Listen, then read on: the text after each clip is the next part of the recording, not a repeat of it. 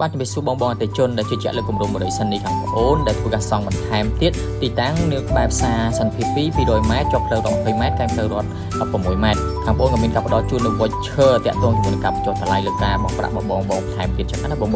ហើយសម្រាប់បូតថ្មីគឺមានការផ្ដល់ជូនទូចច្រើនលើក្រោមមួយឈុតដ៏ស្រស់ស្អាតនេះបងដូចបងឃើញជាក់ស្ដែងចឹងណាបងតាក់ទងជាមួយទីតាំងជាប់ផ្សារហើយចំនួនផ្ទះគឺមានរហូតដល់318បងអ្វីដែលកាន់តែពិសេសបាទក្នុងឱកាសបុណ្យចូលឆ្នាំ8នៃជាតិនេះបងចូលរួមត្រឹមកញ្ចប់ត្រឹម1000បងប្រចាំខែ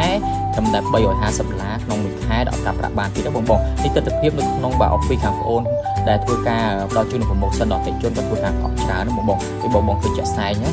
ហើយនេះគឺទស្សនវិជ្ជានៃអតិថិជនគាត់ជិះមកមើលគម្រោងផ្ទាល់សម្រាប់ការផ្ដល់ជូននៅ promotion ដែលមិនធ្លាប់មានហើយទីតាំងស្អាតហើយផ្ទះសង់លឿននេះទីតាំងផ្ទាល់តែម្ដងក្នុងការ update សម្រាប់ថ្ងៃនេះជូនដល់បងក្នុងការទស្សនាបងជាប់ផ្លូវរត់កែងផ្លូវរត់ក៏មានក្បែរផ្សារសាលារៀន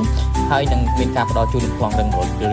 ដល់បងតែម្ដងចឹងណាបងហើយចំនួនផ្ទះរហូតដល់3ដល់10វិញបងឃើញការអាប់ដេតនៅក្នុងការខាងផ្ទាល់ចឹងណាបងមានចំណាប់អារម្មណ៍បងឲ្យមកមើលទីតាំងផ្ទាល់បានបងដើម្បីទទួលបាននៅផ្ទះស្អាតទីតាំងល្អហើយសម្រាប់ប្លុកខាងក្រៅប្លុកខាងក្នុងបងអាចទិញប្រកបអាជីវកម្មបានដូចគ្នាប្លង់រឹងហើយលក្ខខណ្ឌនៃការបង់ប្រាក់មានភាពងាយស្រួលបងចូលរួមត្រឹមតែ1000 2000ប្រចាំខែ$350បងអាចបង់ផ្ទះនេះបានចឹងប